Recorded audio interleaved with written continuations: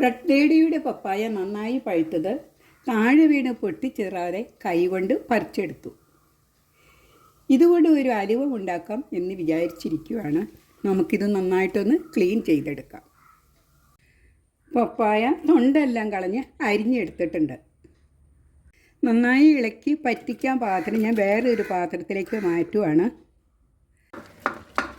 പപ്പായ നന്നായിട്ടൊന്ന് തിളച്ചിട്ടുണ്ട്. ഇത് നന്നായിട്ടൊന്ന് ഉടച്ചു കൊടുക്കാം. ഇതിൻ്റെ വെള്ളം എല്ലാം ഇങ്ങോട്ട് ഇറങ്ങി വരും.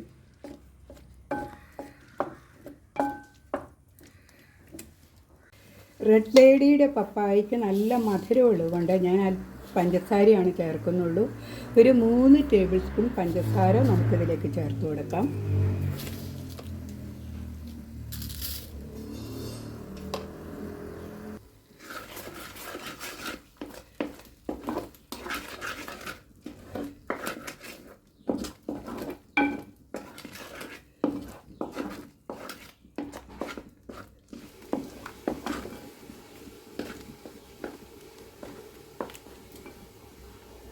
ഇനി ചേർക്കാനുള്ളത് തേങ്ങാപ്പാലാണ്. ഞാനിവിടെ ഒരു തേങ്ങയുടെ പാലെടുത്തിട്ടുണ്ട്.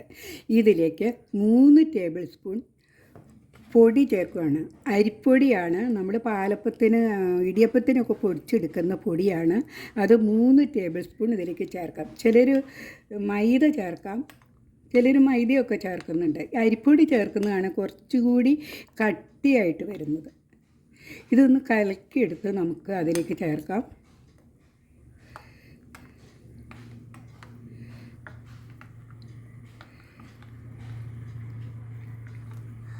അലുവായ്ക്ക് ഒരു മുറുക്കം കിട്ടാൻ അരിപ്പൊടിയാണ് നല്ലത്.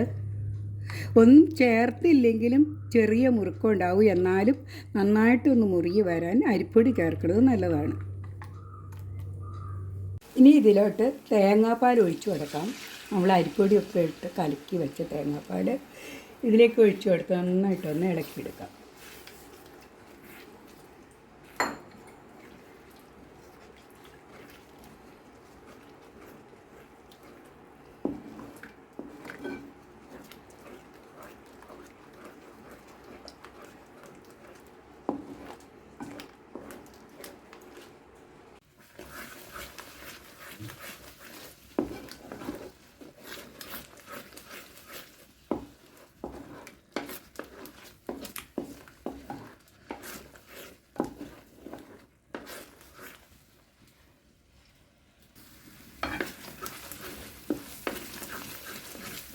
ഇനി ഇതിലോട്ട് ഏലക്ക പൊടിച്ചത് ചേർക്കാം.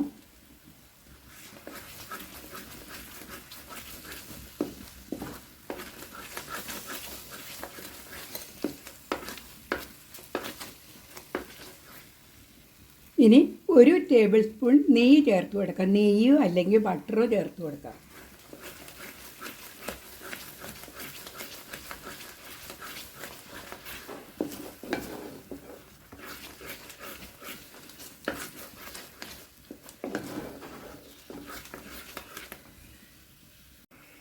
അലുവായുടെ പാകം എന്ന് പറയുന്നത് നമ്മളിങ്ങനെ ചിറ്റിക്കില്ല. ചിറ്റിക്കുമ്പോൾ ഇങ്ങനെ ഒറ്റ കട്ടിയായിട്ട് ഇങ്ങനെ കറങ്ങി വരുന്നതാണ് ഇതിൻ്റെ പാകം. ഇനി ഇതിലേക്ക് ഞാൻ ചേർക്കുന്നത് അണ്ടിപ്പരിപ്പ് കിസ്മിസും കൂടി നെയ്യിൽ വറുത്തെടുത്തതാണ്. അത് ഇതിലേക്ക് ചേർക്കാം.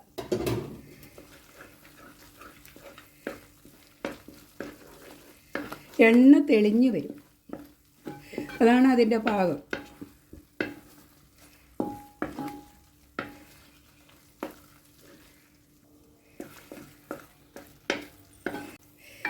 അലുവ റെഡി ആയിട്ടുണ്ട്. ഒറ്റ കട്ടിയായിട്ട് വന്നിട്ടുണ്ട്. ഇനി ഇത് നമുക്ക് അടുപ്പിൽ നിന്ന് മാറ്റാം.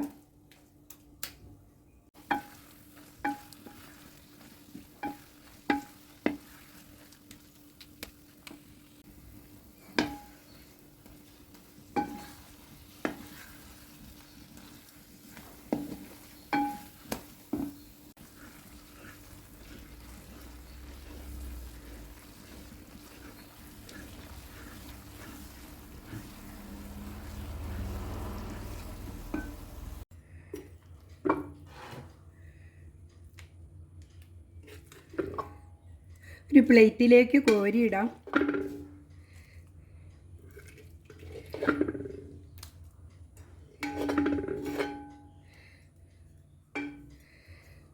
ഒന്ന് നിരത്തി കൊടുക്കണം.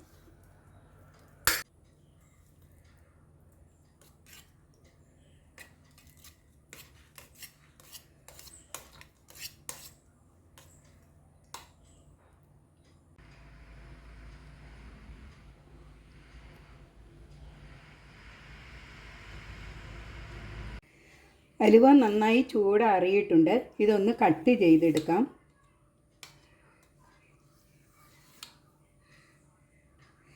ഈ പപ്പായ അലുവ റെസിപ്പി എല്ലാവർക്കും ഇഷ്ടപ്പെട്ടു കാണുമെന്ന് വിചാരിക്കുന്നു.